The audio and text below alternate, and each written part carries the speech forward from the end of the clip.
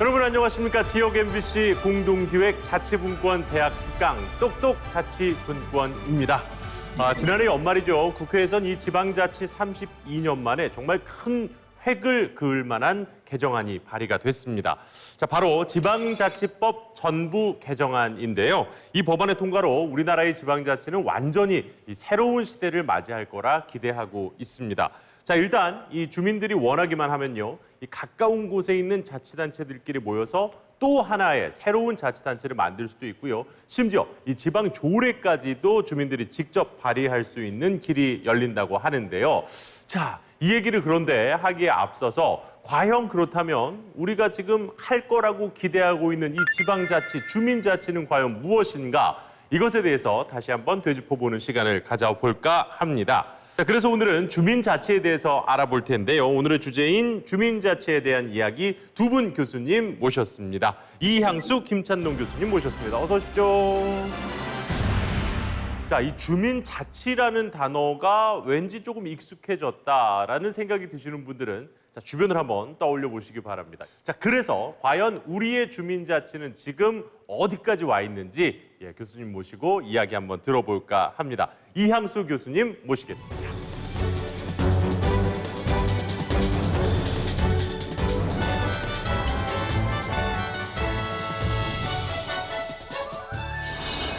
오늘 제가 여러분들하고 같이 논의하게 될 주제는요, 주민 주권에 관한 것입니다. 방금 전에 저희 허일우 아나운서께서 지방자치법 전면 개정에 대해서 말씀을 하셨는데요. 사실 2020년도 12월 9일 지방자치법이 32년 만에 전부 개정된 정말 뜻깊은 날이라고 할 수가 있습니다. 근데 이 전면 개정된 지방자치법에서는요, 저희가 특히 주목할 부분이 바로 이 주민 주권에 관한 내용들입니다. 사실은 그동안은 저희 나라에서 지방자치라고 하면요, 사실 단체 자치 쪽에 훨씬 더 많은 초점이 두어졌습니다. 그런데 작년에 이 지방자치법이 전면 개정되면서 목적 조항에 이 주민 주권에 관한 것들을 명문화하고 있습니다. 즉, 그 지역의 어떤 정책 과정에 주민들이 적극적으로 참여할 수 있도록 이러한 사항들을 명문화한 것이죠. 그래서 제가 오늘 여러분들하고 같이 이 주민 주권에 관한 것들을 조금 같이 의논해 보도록 하겠습니다. 자, 그럼 우선요, 주민 주권의 개념부터 먼저 말씀을 좀 드리겠습니다. 여러분들 이 주민이라고 하는 단어도 사실은 이제 여러분들이 접하시면서 국민이라고 하는 그런 단어도 조금 같이 이렇게 대비해서 우리가 살펴봐야 하는데요. 여러분들 어떠세요? 국민이라고 하는 단어가 더 이렇게 좀 좋으신가요? 아니면은 주민이라고 하는 단어가 조금 더 이렇게 마음에 와닿으신가요? 어떤 개념이 더 좋으신지 잘 모르겠습니다. 근데요, 사실은 여러분들을 아마 이 국민이라고 하는 단어에 좀 더 이렇게 점수를 주지 않을까라고 하는 그런 생각이 듭니다. 사실 국민이라고 하는 단어는요, 이 개념 자체가 이 국가의 주인이라고 하는 그런 정의를 내포하고 있습니다. 자, 반면에 주민이라고 하는 개념은요, 이 어떤 지역의 주인이라고 하는 그런 의미를 내포하고 있습니다. 자, 여러분들 어떠세요? 국가의 주인이고 싶으세요? 아니면은 지역의 주인이고 싶으신가요? 아마 대부분의 많은 분들이요, 국가의 주인이 더 좋은 거 아니야? 뭐 이런 생각 하실 수도 있습니다. 자, 근데요, 이 국가의 주인인 국민에 대해서 여러분들이 좀 곰곰이 생각해 보시면 얼마나 국가의 주인으로서 여러분들이 좀 행세를 하셨는지, 혹은 좀 대접을 받으셨는지, 아니면 내가 좀 존재감을 좀 드러내셨는지 한번 생각해 보시면요, 사실 별로 그런 기억들이 별로 없으실 것 같습니다. 이 국민이라고 하는 이 정의는요, 사실은 그 안에 중앙 집권제적인 어떠한 그러한 국가 운영주의의 어떤 바탕을 두고 있습니다. 그래서요, 사실은 우리가 국가의 주인이긴 하지만 어쩐지 조금 수동적이고 피지배적인 그런 의미를 내포하고 있는 것이죠. 이 반면에요, 주인인 이 지역의 주인이라고 하는 주민은요, 사실은 훨씬 더 우리 생활과 밀접해 있고 어떤 지역과 훨씬 더 밀접한 그런 개념이라고 할 수 있습니다. 그래서 우리가 이 주민이 정말 그 주인이 되는 그러한 이 주민 주권이라고 하는 것에 여러분들이 훨씬 더 좀 친숙하고 또 친근감을 가지셨으면 하는 그런 마음에서 제가 국민과 이 주민을 좀 비교해서 설명을 좀 드렸습니다.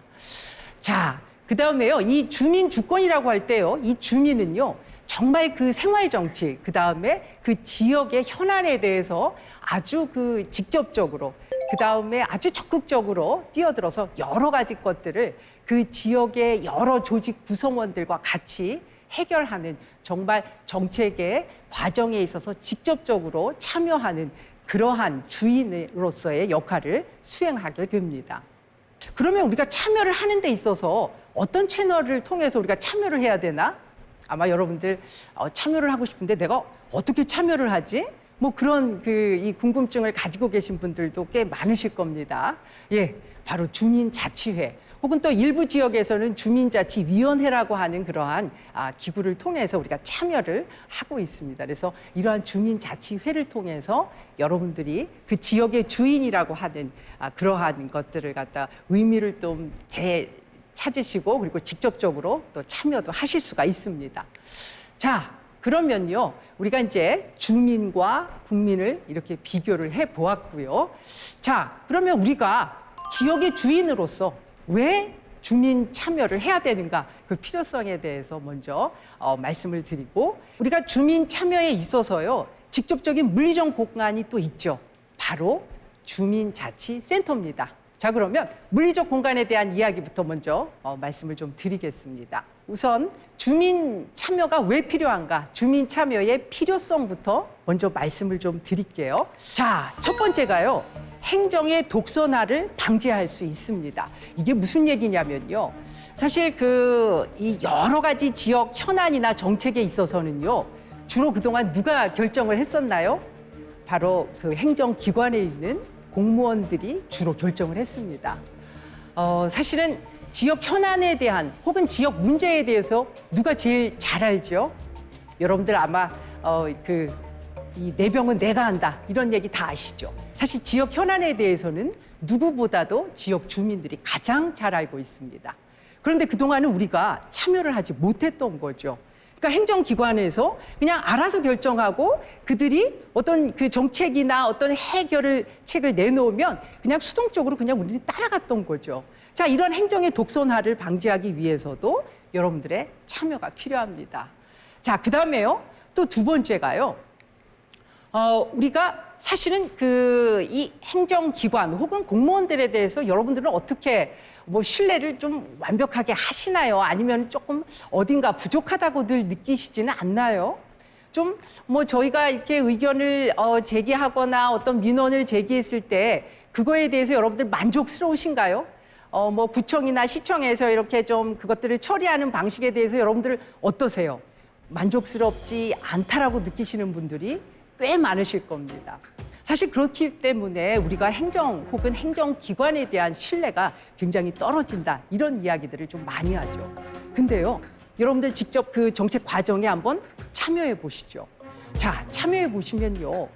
알고 봤더니 시청이나 구청에 있는 공무원분들 어떠신가요? 굉장히 어렵습니다.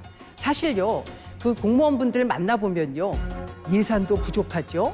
사람도 없습니다. 근데 민원은 쏟아지죠. 자, 그래서요, 여러분들이 그 구청이나 시청의 어떤 여러 가지 어떤 프로그램이나 정책이나 사업이나 이런 것들을 결정하는 과정에서 같이 공무원분들하고 같이 의논도 하고 의사소통을 한번 해보시면요. 쌍방 간에 서로 간에 어떤 이 이해의 폭이 굉장히 넓어집니다. 그러면서 어떻게 될까요? 서로 간의 신뢰가 예전보단 많이 올라가게 되겠죠. 바로 이러한 행정의 신뢰성을 제고하기 위해서라도 여러분들이 좀 적극적으로 참여하셔야 되는 겁니다. 자, 그다음에요. 우리가 또 참여해야 되는 아주 중요한 이유가요. 대의 민주주의, 소위 말해서 우리를 대신해서 여러 가지 정책을 결정하고 여러 가지 의사결정을 대신하는, 그러니까 지방의회 의원들 혹은 단체 장이 될 수도 있습니다. 이러한 우리를 대신해서 뭔가 의사결정을 할 사람들을 뽑아서 그들로 하여금 대신 우리로 어떤 의사결정을 하게끔 하는 이러한 대의 민주주의에 대해서도 사실 여러분들 어떻게 생각하시나요? 좀 만족스러우세요? 정말 우리의 의견들을 충분히 반영해서 우리의 어려운 점들을 그들이 충분히 해결한다라고 이렇게 느껴지시나요? 아마도 좀 만족스럽지 않은데라고 느끼시는 분들도 꽤 많을 것 같습니다. 바로 이런 대의 민주주의를 해결하기 위해서도 여러분들이 직접적으로 좀 참여를 하셔야 됩니다. 자, 그 다음에요. 여러분들이 직접 어떤 그 지역의 현안이나 정책 과정, 문제 해결 과정에 참여하시면 어떤가요? 훨씬 더 그 지역 현안이나 그 지역의 문제에 대해서 정말 실질적인 해답을 내놓을 수가 있습니다. 자, 그래서요, 행정의 대응성도 지금보다는 훨씬 더 올라갈 수가 있습니다. 자, 그런 의미에서 우리가 이 지역 현안에 그리고 정책 과정에 여러분들이 참여를 하셔야 되는 겁니다. 자, 그러면요, 여러분들이 그 지역 현안에 그리고 여러 가지 정책 과정에 참여할 수 있는 어떤 뭐 공간 혹은 물리적 공간이 바로 주민자치센터입니다. 뭐 물론 그 시청이나 여러 그 다른 공공기관에서도 여러분들이 참여하실 수 있지만 아주 우리가 실질적으로 직접적으로 그리고 가까이에서 참여할 수 있는 공간이 바로 주민자치센터입니다. 자, 주민자치센터는 그 사실은 김대중 정부 때부터 이게 이 주민자치센터라는 그러한 제도가 생겼는데요. 그 이전에는 아마 여러분들 그 읍면 동사무소 익숙하실 겁니다. 김대중 그 대통령 정부가 막 출범하면서요, 행정 혁신의 일환으로 읍면동 기능을 보완하고 그리고 정말 주민 자치의 어떤 공론의 장으로서 이 주민자치센터가 출범을 했습니다. 자, 그런데요, 사실은 이 주민자치센터는 여러 가지 그 문제점도 좀 노정을 하고 있습니다. 이 뭐 사실 맨 처음의 의도는 이 주민자치의 어떤 공론의 장으로서의 역할을 할 거다라고 이렇게 생각을 했지만요. 지금 아마 여러분들 좀 뭐 많은 의견들이 있으실 겁니다만 이 주민자치회가 본래의 어떤 목적대로 지금 잘 이렇게 운영이 되고 있나? 라고 하는 부분에 있어서는 많은 분들이 좀 후한 점수를 주기가 상당히 어려울 것 같습니다. 그래서 이 주민자치센터에 대한 어떤 기능 복원도 여러분들과 우리가 앞으로는 계속적으로 좀 논의를 해가고 많은 고민이 필요하다. 그리고 원래의 기능, 주민자치센터 원래의 기능인 주민자치의 어떤 그런 공론의 장으로서의 역할로 좀 회복될 수 있도록 많은 노력이 필요하다. 라고 이렇게 그런 말씀을 좀 드리고 싶습니다. 자, 그 다음에요. 이 주민자치센터를 그 기반으로 해서 주민자치위원회 혹은 주민자치회가 운영이 되고 있습니다. 근데 이제 최근에 들어서서는 사실 이제 주민자치회를 시범적으로 2013년도부터 우리가 운영을 하면서요.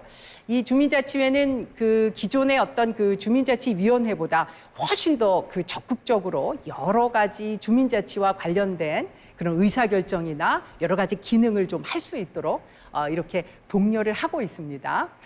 자, 근데 이 주민자치회가 사실은 이제 그 맨 처음에 도입될 때의 어떤 기대 혹은 그 주민자치위원회가 기존에 가지고 있었던 여러 가지 한계점을 잘 극복할 수 있는가라고 하는 그러한 그 의구심에 대해서 지금 그렇게 썩 좋은 평가를 하기는 사실은 상당히 어려울 것 같습니다. 그래서 이러한 주민자치회가 가지고 있는 몇 가지 그런 문제점에 대해서도 좀 짚어보도록 하겠습니다. 우선요, 주민자치회에 대한 공감대가 부족하다라고 하는 그런 이야기들이 굉장히 많이 들립니다. 자, 지금 이 시청하고 계신 여러분들도 조금 책임이 좀 있으실 것 같은데요. 여러분들은 주민자치 혹은 주민자치회에 대해서 얼마나 좀 관심을 가지고 계신가요? 사실은 그 주민자치회의 어떤 위원을 우리가 조금 이렇게 위촉하고 또 주민자치회를 꾸리기 위해서는 가장 기본적인 전제 조건이 바로 주민자치에 대한 그 주민들의 어떤 관심, 그리고 공감대 형성입니다. 근데 제가 볼 때요, 우리나라 많은 분들이요, 사실은 그 주민자치나 뭐 주민자치회나 별로 관심도 많이 안 가지고 계실 뿐더러 지역 현안에 대한 관심도 별로 없으신 것 같아요. 그래서 사실 이제 이 부분에 대한 어떠한 그 많은 관심, 공감대 이런 것들이 굉장히 중요하다라고 하는 그런 말씀을 좀 드리고 싶습니다. 자, 그다음에요. 좀 전에 제가 주민자치의 위원을 갖다가 모집할 때도 굉장히 어렵다라고 말씀을 드렸죠. 사실은 그러다 보니까 이 주민자치회에 대한 어떤 위원을 위촉하고 그다음에 주민자치회를 운영을 하면서 뭐 총회를 우리가 개최하고 그다음에 여러 가지 주민과 관련된 여러 가지 사업이나 프로그램들을 갖다 진행할 때도요. 일반 주민들의 참여가 굉장히 저조합니다. 그래서 여러분들이 좀 앞으로는 좀 적극적으로 관심도 보여주시고 참여도 많이 해주시고 응원도 많이 해주셨으면 좋겠습니다. 자, 그다음에요. 주민자치회가 사실은 기존에 주민자치위원회의 어떠한 여러 가지 한계점을 극복하기 위해서 새롭게 우리가 정말 개선된 그런 주민자치의 어떤 채널로서 그리고 아주 중요한 제도로서 이렇게 등장했음에도 불구하고 주민자치회가 예전에 그 주민자치위원회와 비교했을 때 정말 더 적극적으로 역할을 하는가라고 하는 측면에서 볼 때는 아직까지는 조금 후한 점수를 드리기가 상당히 좀 어려운 것 같습니다. 사실 기존의 주민자치위원회에 비해서 여러 가지 정책 결정 기능이나 여러 가지 권한을 행사할 수 있음에도 불구하고 그러한 기능들을 제대로 발휘하지 못하고 있다라고 하는 그런 평가가 있습니다. 그래서 그러한 적극성 부족에 대한 그러한 문제점도 역시 아울러서 노출이 되고 있습니다. 자, 그다음에요. 또 한 가지 문제가요. 우리가 그 주민자치회 혹은 지역 주민들의 어떤 참여만으로 그 지역의 현안이나 여러 가지 문제들을 해결하는 데는 사실 상당한 한계가 있습니다. 왜냐하면 우리가 지역의 여러 가지 문제들을 이렇게 좀 살펴보면요. 주민자치회가 단독으로 해결하기에는 너무나도 어려운 문제들이 굉장히 많다는 거죠. 따라서 그 지역에 여러 가지 공공기관도 있고요. 그다음에 뭐 민간 영역도 있고 그다음에 뭐 기업들도 있고 굉장히 다양한 그 지역의 구성원들과의 어떤 협업이 굉장히 중요하죠. 근데 사실 그동안은 이 지역의 구성원들 간의 협업 그리고 같이 뭔가를 그 협업을 통해서 문제를 해결하려고 하는 그런 노력이나 그런 의지가 좀 다소 부족한 게 아니었나 뭐 이런 생각이 좀 듭니다. 자, 그러면요. 앞으로는 우리가 주민자치회 어떻게 하면 좀 활성화할 수 있을까요? 그리고요. 저는 사실 주민자치의 활성화도 중요하지만 일반 주민들의 참여가 훨씬 더 중요하다고 생각합니다. 그래서 여러분들하고 같이 좀 그 부분에 대해서도 논의를 좀 해보도록 하겠습니다. 여러분들 제가 이렇게 이 활성화 방안에 대해서 말씀을 드리면 여러분들도 한번 좀 고민을 같이 좀 해보시죠. 자, 그다음에요. 또 주민 역량에 대한 강화도 사실 주민자치회의에서 좀 고민을 하셔야 됩니다. 제가 또 이 전문성과 더불어서 주민 역량 강화라고 하는 이런 이야기를 하니까 저건 또 뭐지? 좀 부담스럽게 생각하시는 분들도 계신데요. 여기서 역량 강화는 사실은요. 뭐 그렇게 어렵게 생각하실 거 없습니다. 이 주민 자치에 대한 어떤 관심 이런 것들을 조금 이 제고시키기 위한 노력을 바로 주민 역량 강화로 이렇게 이해하시면 되겠습니다. 지금 제가 아까도 말씀드렸는데요. 일반 우리 주민들이 지역 현안에 대해서 너무 관심이 없습니다. 그래서 이런 것들을 좀 어떻게 하면 우리가 좀 환기시키고 어떻게 하면 그분들이 이 지역 현안이나 지역에 관심을 가지도록 우리가 조금 독려할까? 뭐 이런 것들을 조금 고민을 하고요. 뭐 여러 가지 프로그램들이나 같이 이야기할 수 있는 그런 장을 조금 많이 만드십시오. 그래서 좀 같이 무슨 뭐 이야기를 할 수 있는 뭐 토론 혹은 뭐 세미나 뭐 이런 것들도 아주 작은 단위에서 좀 만드는 그런 노력들이 필요합니다. 그러면서 자꾸 그 지역 주민들로 하여금 지역에 대한 관심, 그다음에 주민 자치에 대한 관심 이런 것들을 좀 갖도록 독려를 하십시오. 그럼 자연스럽게 주민들이 지역 자치 혹은 주민자치에 대한 어떤 역량이 올라가게 되겠죠. 자, 그 다음에요, 이 주민자치회에는 굉장히 다양한 프로그램들을 운영을 하고 있습니다. 자, 그런데 주민자치센터를 통해서 그 운영되는 여러 가지 프로그램들을 보면요, 뭐 사실은 지역마다 조금 차이가 있긴 하지만요, 어떤 일부 지역에 가서 보면 지나치게 이제 그 지역의 어떤 동호회나 어떤 뭐 그 이 취미 동호회나 뭐 이런 것들에 치중되어 있는 그런 프로그램들이나 사업들이 많은 지역들도 있습니다. 근데 사실 이 주민자치회 혹은 주민자치센터에서 우리가 주로 논의해야 될 그런 사안들은요, 정말 그 지역에 있어서 해결하지 못하는 아주 심각한 그런 문제들도 해결을 해야 된다라고 하는 거죠. 그래서 그런 문제들을 좀 해결할 수 있는, 정말 우리가 지역의 현안에 대해서 해결하기 위한 아주 조금 심도 있는 그런 프로그램들, 이러한 것들도 조금 계획을 하시고 운영을 하실 필요가 있다라고 하는 그런 말씀을 좀 드리도록 하겠습니다. 자, 그 다음에요, 또 그 주민자치회를 위해서는요, 정말 활성화하고 주민자치의 공간으로서, 그리고 주민자치의 어떤 아주 정말 공론의 장으로서의 역할을 하려면요, 사실 그 기존의 주민자치센터라고 하는 그 공간과는 조금 별개의 공간이 좀 필요하기도 합니다. 물론 사실은 그 지방정부의 어떤 재정 상황이 넉넉치는 않기 때문에 우리가 별도의 공간이나 혹은 별도의 인력 지원을 받기는 상당히 어렵다라고 이렇게 말씀하시는 분들도 계실 텐데요. 그래도 사실은 조금 그 지방정부 차원에서는요, 어떤 그 주민자치회를 위한 별도의 공간, 또 인력, 자원에 대한 어떤 지원, 이런 것들도 조금 앞으로는 좀 이렇게 고민을 해볼 필요가 있다라는 그런 부탁을 좀 드리도록 하겠습니다. 제가 지금 여러 가지 그 이 주민자치회를 통해서 우리가 그 지역의 현안, 그리고 지역의 문제에 대해서 많은 관심을 가지십사 이렇게 부탁을 드렸는데요.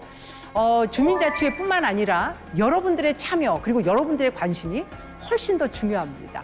앞으로 여러분들의 많은 참여 그리고 관심을 기대하도록 하겠습니다. 이상으로 저의 강의는 이렇게 마치도록 하겠습니다. 경청해 주셔서 대단히 감사합니다.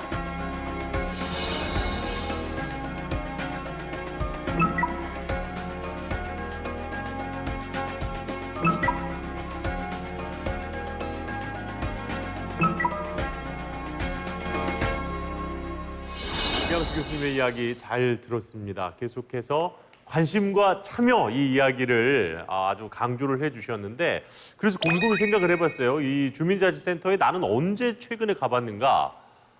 보통 이제 그러시지 않습니까? 주민등록 등본 뗄 때.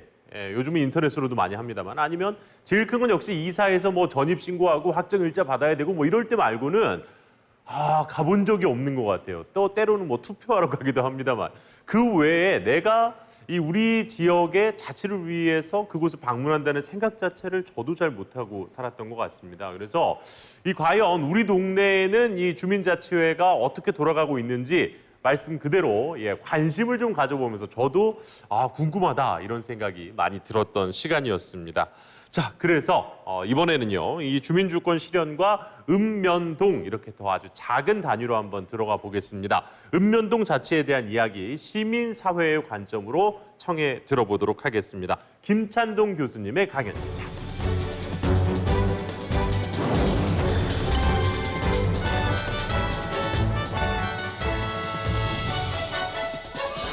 오늘 제가 주민자치 관련하여서 강의를 하려고 하는 것은 주민주권과 관련하여서 이 주민주권을 어떻게 실현할 수 있을 것인가라고 하는 점에 대하여서 이 읍면동 계층에 보통 우리가 주민자치회라든지 주민자치위원회에 대한 이야기들을 많이 하고 있습니다만, 이 주민자치위원회나 주민자치회 같은 경우에 그 본질이 과연 자치이냐라고 하는 데 대하여서 문제 제기들이 많이 되어져 왔다라고 하는 거죠.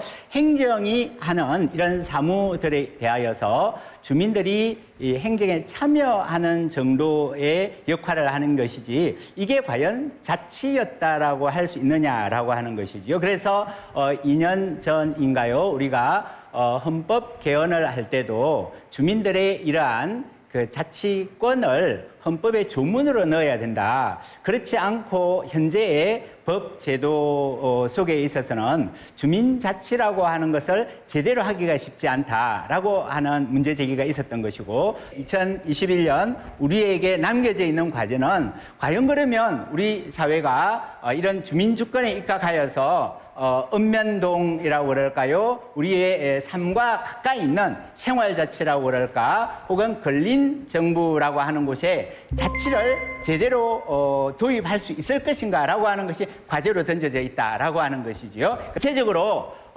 이 자치분권 운동에 있어서 지난 한 20여 년 동안 한국의 지방자치를 중앙집권적인 데서 지방자치적인 것으로 권한도 이양하고 그다음에 이 분권을 하려고 굉장히 많은 노력을 해왔습니다만 실제 현재 우리의 데이터들을 보면 1991년도에 지방자치단체 재정 자립도가 62% 하던 것이 현재는 43%로까지 떨어져 있다라고 하는 거죠. 이거는 뭐냐면 자치를 이렇게 30년 동안 했는데도 재정 자립도가 재정에 대한 이 부분이 오히려 더 20%나 떨어졌다라고 하는 것은 역자치, 역주행을 하고 있다라고 하는 거죠. 이런 상태로 우리가 지방자치를 앞으로 10년, 20년을 더 권한을 이양하고 중앙정부의 권한을 이양하고 사무를 이양하고 하는 이런 방식으로 해서 한국의 지방자치가 더 성숙하고 나아질 거냐라고 하는데 의문을 제기하게 된다는 거죠. 그렇다고 한다면 시민사회 관점에서는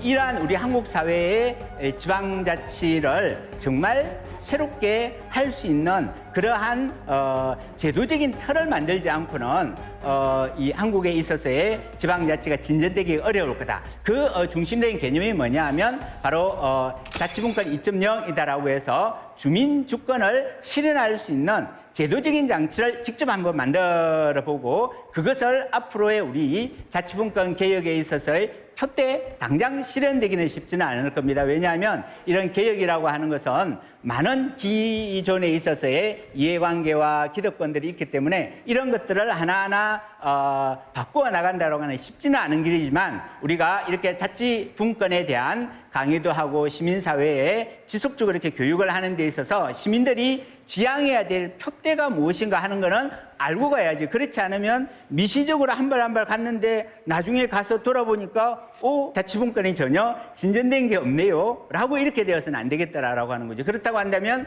우리가 지향해야 될 자치분권의 표대 그게 뭐냐라고 하는 거죠. 물론 이러한 부분들을 자치분권 2.0이라고 하는 개념을 통하여서 단체 자치적인 이런 우리 이 구조들을 주민이 이 주권자가 되어져 사는 이 주민자치 패러다임으로 바꾼다라고 하는 그 큰 전환을 우리가 2.0이라고 하는 것으로 표현을 한 거죠. 표현을 한 거고 금년 중에도 이런 지방자치법에 있어서 여러 이 사항들에 대하여서 어떻게 시행령을 만들 거냐 하는 노력들을 하고 있지만 사실은 쉽지가 않을 수 있다라고 하는 거죠. 이게 단순하게 전문가들이나 학자들이 이렇게 하자라고 이렇게 한다고 해서 기존의 제도적인 장치가 되어 있는 것들을 바꾸어낸다라고 하는 것은 굉장히 지난한 어려움이 있을 수 있다라고 하는 것이죠. 그러니까 그런 관점에서 우리가 주민 주권에 입각한 지방자치 어떻게 해야 될 거냐에 대한 부분들을 한번 살펴보겠다라고 하는 거지요.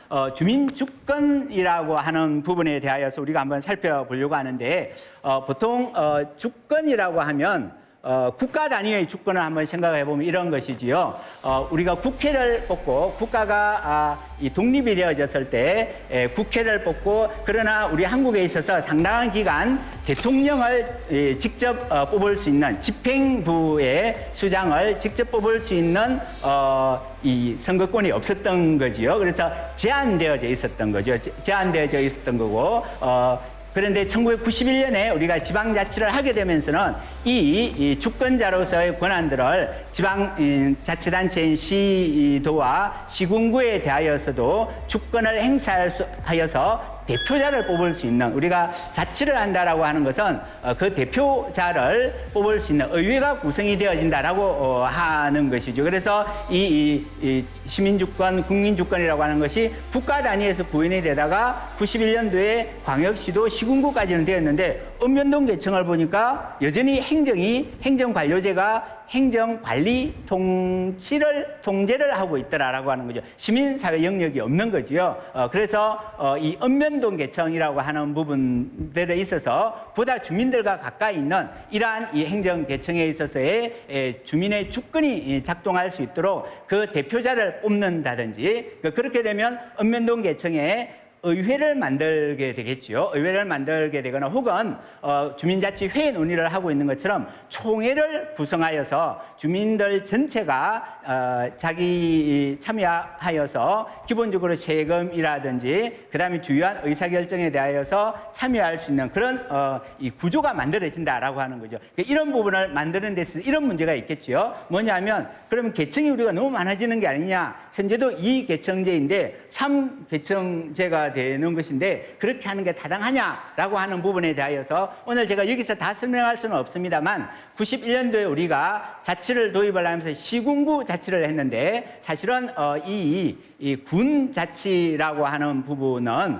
1961년도에 우리가 지방자치를 중단할 때 읍면자치를 하고 있었다라고 하는 거죠. 그리고 읍면계청에 있어서도 이 읍의회를 구성하여서 주민들이 기본적으로 대표자를 뽑는 이런 자치를 경험을 한 적이 있었다라고 하는 거죠. 그런데 우리가 91년도에 이런 민주화를 통하여서 지방자치를 도입을 한다고 하면서 군자치, 굉장히 효율성을 중요시하는 그런 규모의 자치를 그대로 가져왔다라고 하는 것은 지방자치를 하는 데 있어서의 제도 설계를 신중하게 하지 않았던 그런 이 문제가 있었다라고 하는 거죠. 그래서 이번 이 30년 정도에 우리가 지방자치가 부활한 이후에 있어서 지방자치 제도를 정말 근본적으로 한번 이렇게 새롭게 제도 설계를 해야 되는 시기에 있어서 읍면동 계청에 있어서의 주민들의 대표를 뽑고 또 생활 자치에 관련된 그런 기반을 마련하는 것이 필요하겠다라고 하는 문제 제기인 거죠.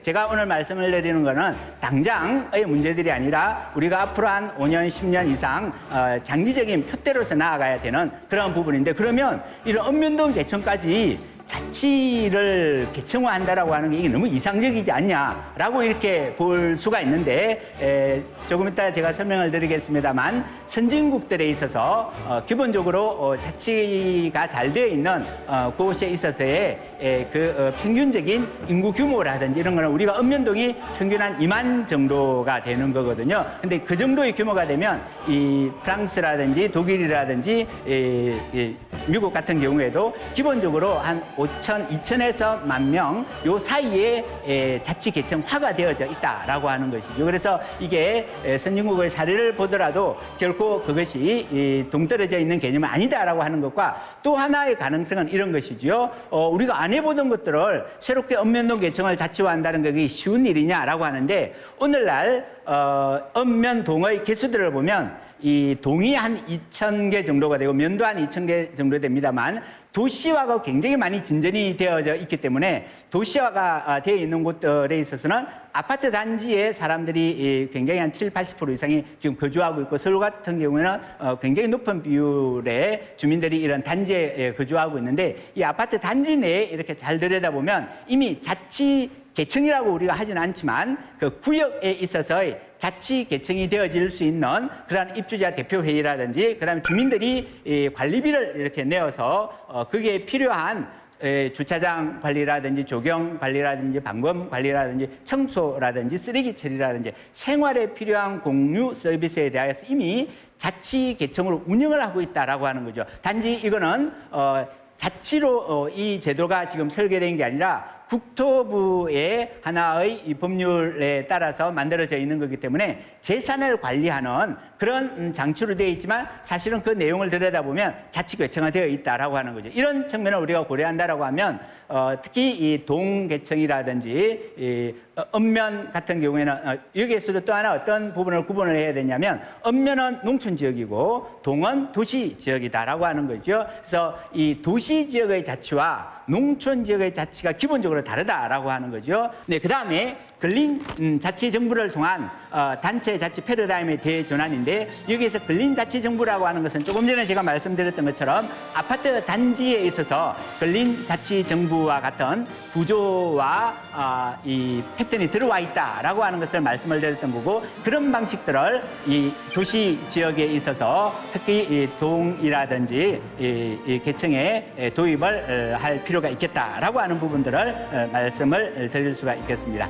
그 다음에 읍면동 계층의 제도 현황을 한번 들여다보면 조금 전에 말씀드렸던 것처럼 동 같은 경우에 행정동이라고 하는 것이 있고 법정동이라고 하는 개념이 있는 거죠. 그래서 우리는 어떤 식으로 행정동이라고 하는 것이 운영이 되어져 왔냐면 법정동이 한 뭐 3개 정도가 있다든지 이렇게 되어지다가 인구가 점점 늘어난다든지 이렇게 되어지게 되면 법정동들을 통합을 해가지고 행정동을 만들었던 거죠. 그러니까 그렇게 하면서 기본적으로 주민들의 이런 이 동질적인 그러한 생활 여건들을 가지고 있는 부분들을 없애버리고 행정동으로 이렇게 해오는 효율성 중심의 이런 계층 제도들을 만들어 왔다라고 하는 거죠.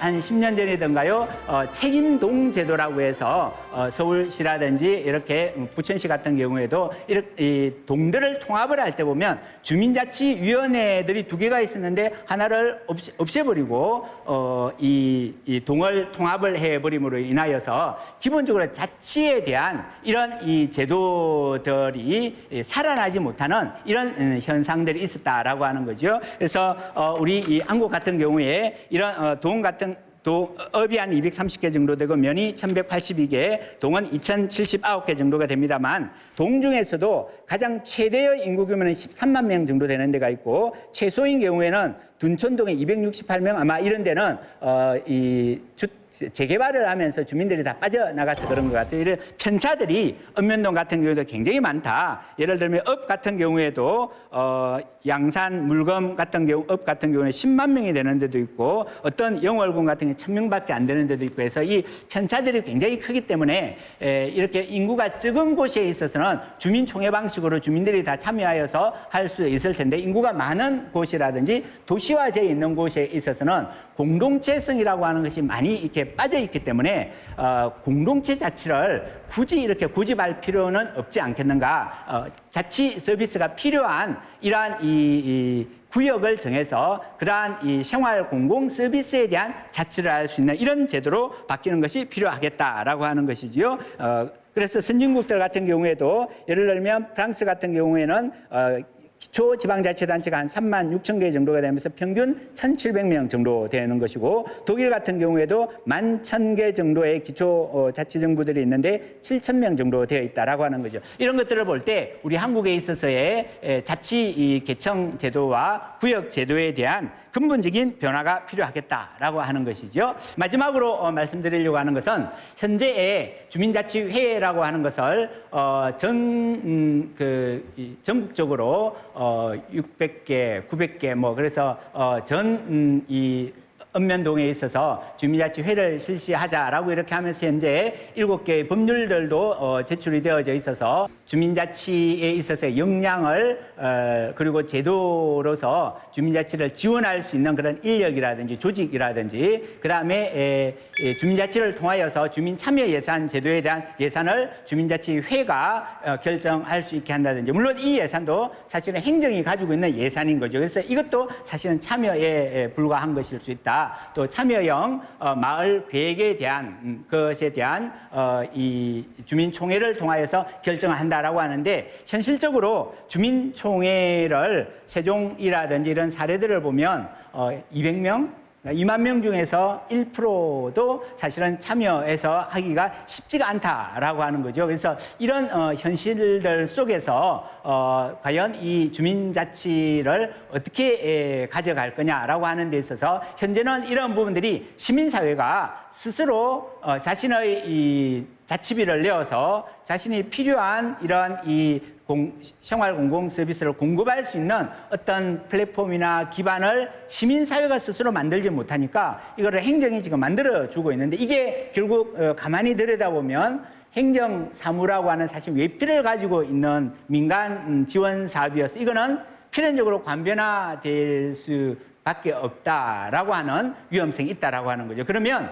이런 이 시민사회 영역에서 이런 자치를 제대로 할 수 있는 이런 제도 설계들을 새롭게 만들어내지 않으면 계속 관변화의 문제, 주민자치위원회가 사실은 관변화된 거다라고 하는 비판에서 시작했는데 돌고 돌고 돌아서 다시 주민자치회로 왔는데 또다시 이 행정의 예산을 가지고 행정의존적으로 할 수밖에 없는 관변화를 한다라고 하면 돌아서 다시 제자리로 돌아와 버리는 거잖아요. 그러면 이러한 이 흐름들 속에서 빠져나와야 되겠다. 시민사회가 시민사회 역량을 정말 키우면서 국가 단위에 있어서의 촛불혁명을 통해서 참여하면서 바꿔내었다라고 한다고 하면 지방자치라고 하는 이 영역에 있어서도 시민들이 주권을 가지고 참여하면서 스스로 이러한 공유 생활의 문제를 풀어낼 수 있는 그런 제도적인 기반을 만들어내야 되고 그 만들어내는 데 있어서 하나의 대안으로서 읍면동 개청을 이렇게 주민자치회로 계속 갈 게 아니라 자치 개청화하는 것을 문제 논의를 시작을 하고 그렇게 하게 되면 다른 이런 개청에 대한 제도적인 틀들을 바꾸는 과제가 또 하나 생기긴 합니다. 그래서 이런 문제들을 최소한 우리가 이런 자치분권에 대한 교육을 듣고 또 이러한 이 강의를 듣는 분들이 함께 한번 생각을 하면서 나중에 이런 문제들이 국회의 입법 과정이라든지 자치정책이나 분권정책에 관련된 여러 사안들에 대하여서 관심을 가지는 것이 필요하겠다라고 하는 생각을 한번 하게 됩니다. 네, 여기까지 오늘 제 강의는 마치도록 하겠습니다.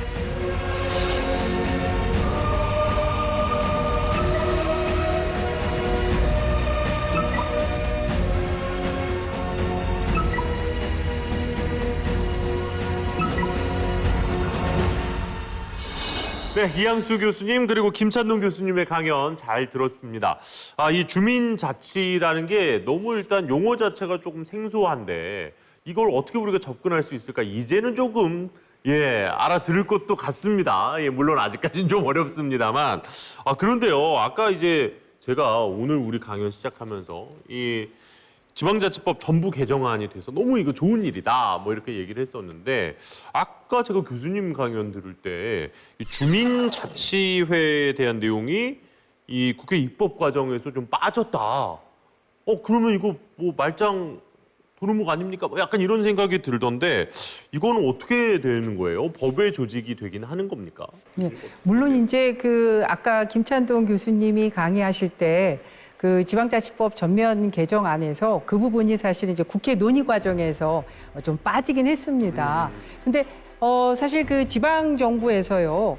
그 조례를 통해서 얼마든지 그 근거 조항을 만들 수가 있습니다. 그리고 사실은 뭐 우리가 이 지방자치법에 그 내용이 들어가 있지는 않더라도요. 얼마든지 뭐 주민 참여나 주민 자치나 이런 것들에 대해서 뭐 열정과 관심만 있다라고 하면 지방 정부에서 충분히 그러한 주민 자치를 운영하는 데는 별로 그렇게 크게 무리는 없다라고 생각을 합니다. 교수님 생각은 어떠세요?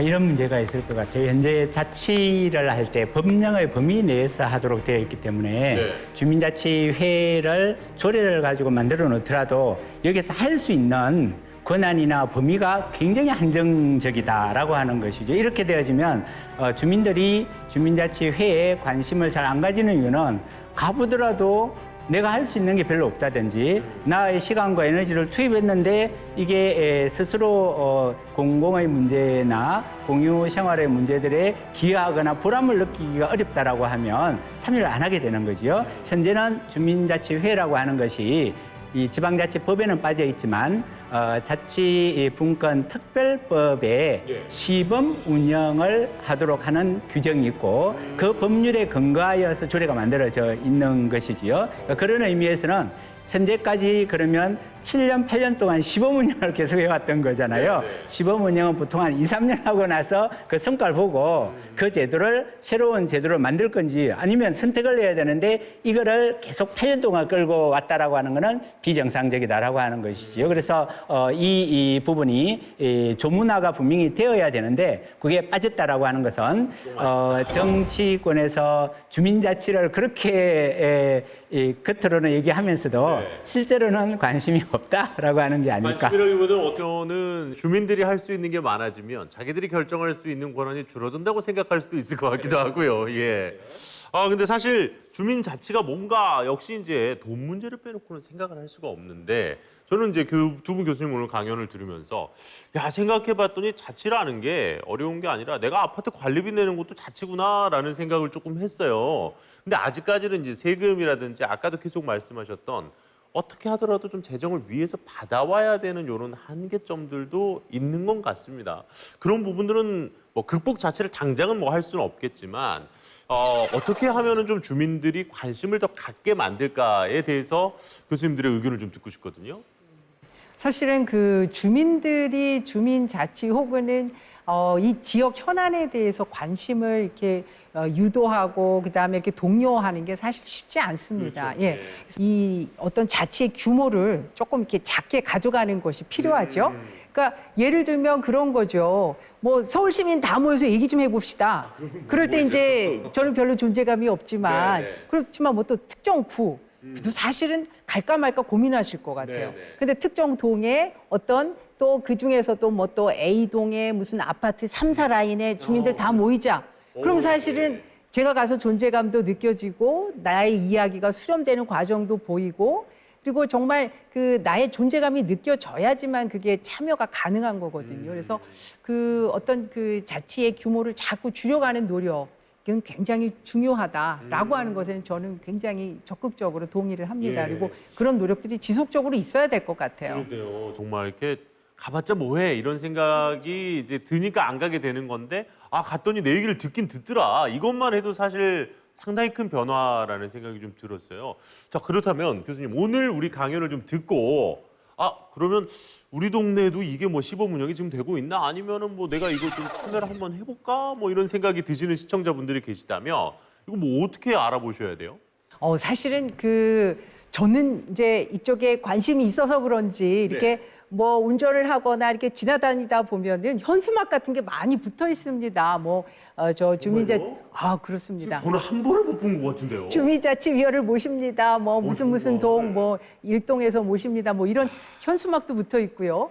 사실은 지방정부의 홈페이지에 들어가도 게시가 돼 있고, 뭐 SNS로 홍보하시는 그런 그 지역도 있고, 뭐 사실은 어떤 지역의 경우에는 뭐 마을버스나 이런 데서도 홍보를 하십니다. 그리고 적극적으로 관심을 가지시고 계신 분들은 뭐 주민자치센터에 가서 직접 여쭤보시기도 하고요. 네, 다양한 방법들이 있습니다. 이게 홍보를 하시는데 제가 아직까지 관심이 없다 보니까 제 눈에 안 들어왔던 것 같아요. 아마 오늘 강연을 지금 보신 분들이라면 주위를 한번 또 둘러보시면 이와 관련한 내용들이 제법 많다는 거를 또 저도 새롭게 좀 느낄 것 같고요. 예. 의미 있는 의견을 오늘 들었다라는 생각이 들면서 우리 시민들이 조금 더 관심을 갖고 문제 제기를 적극적으로 할 때는 또 해줬으면 좋겠다라는 생각이 들었습니다. 오늘 귀한 시간 고맙습니다.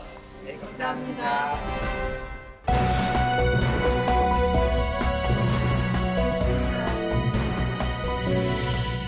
내년 1월부터 본격 시행될 지방자치법 전부 개정안.